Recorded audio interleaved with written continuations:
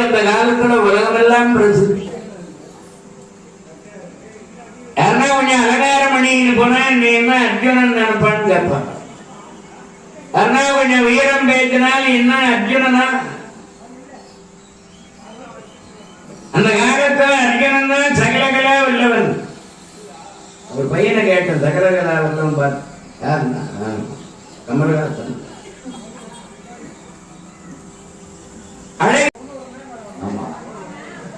அதாவது ஏதாவது ஒரு அச்சம் பயம் ஏற்பட்டா கூட அர்ஜுனா அப்படின்னா பயம் நீங்கும்.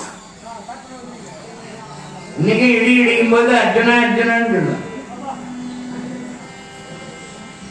எல்லாருடைய வீட்டிலையும் தேர்வு பானம் போடுகிற மாதிரி அந்த ஓவியத்தை எழுதி வைத்திருப்பாங்க எல்லா நாட்டிலையும்.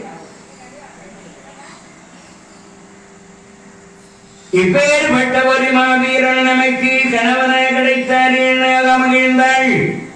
அன்னைக்கு ராத்திரி அவர் அரண்மனையிலே தோழியெல்லாம் வந்து அவளுக்கு பணிவிடை செய்கிறார்கள். பக்கத்தில் இருந்து அவளுக்கு உணவளிக்கிறார்கள். பால் கசக்கிறது, படுக்கை நொந்தது. அவளுக்கு அன்னைக்கு தூக்கம் இல்லை. உயர்ந்த பஞ்சனையை படுக்க வைத்திருக்கிறார்கள். பஞ்சனை என்றால் இலவம் பஞ்சி, வெண்பஞ்சி, செம்பஞ்சி, இலவம் பஞ்சி, மயில் இறகு, அன்னத்தூவி 5 தயாரித்தது. அதான் பஞ்சசயனம்.